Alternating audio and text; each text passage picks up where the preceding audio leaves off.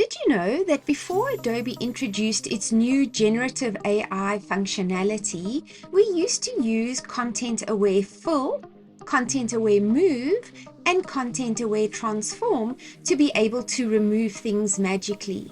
So let me show you how this is going to work, because sometimes you still need to use these tools to be able to get the result that you want.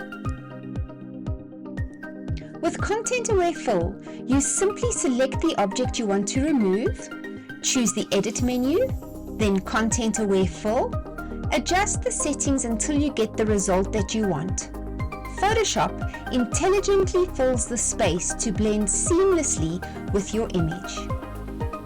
Would you like to become a professional in using the content-aware fill tools and other tools? If so, please reach out to us for some customized training on info@magentasa.co.za. Thank you.